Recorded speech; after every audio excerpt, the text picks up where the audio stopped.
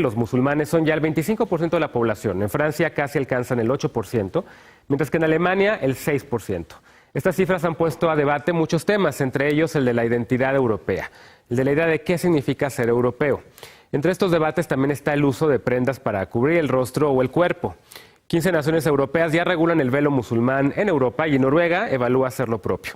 El periodista Juan José Parcero preparó el siguiente informe comparativo entre cómo se está regulando este tema en varios de los países de la Unión Europea. Veamos.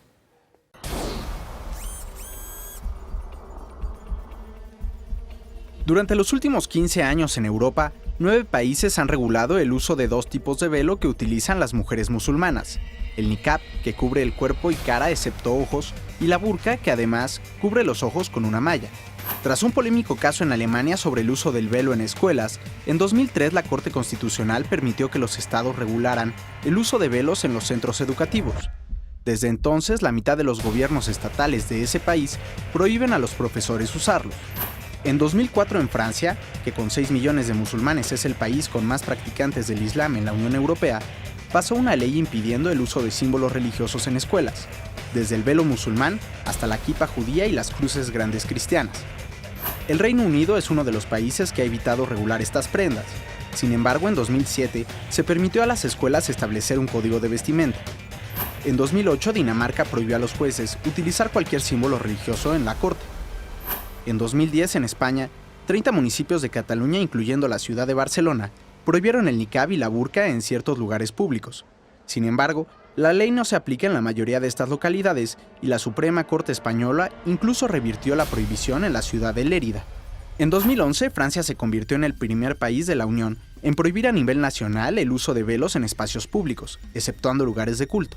Le siguió Bélgica y 3 años después, la Corte Europea de Derechos Humanos dictaminó legal la prohibición. En 2015, Países Bajos y algunas regiones de Italia, como Lombardía, se sumaron a la prohibición del uso del niqab y la burka en público. En 2016, el entonces primer ministro británico David Cameron respaldó la prohibición del velo en la cara en ciertas circunstancias, como audiencias ante las autoridades. Sin embargo, rechazó una prohibición completa. Durante el verano de ese año se reavivó la controversia en Francia, cuando ciertas ciudades de la Costa Azul, al sur del país galo, prohibieron el uso del burkini, una prenda que permite a las mujeres musulmanas nadar en la playa. Esta ley fue ampliamente criticada y la Suprema Corte francesa la revirtió meses después.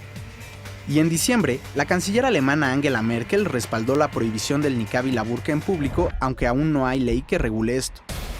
Dass in der zwischenmenschlichen Kommunikation, die bei uns eine tragende Rolle spielt, wir Gesicht zeigen.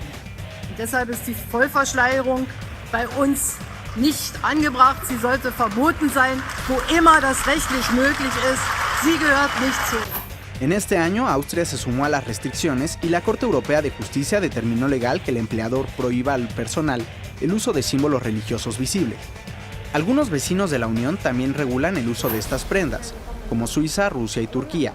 A estos se puede unir Noruega, en donde actualmente se discute prohibir el niqab y la burka en escuelas.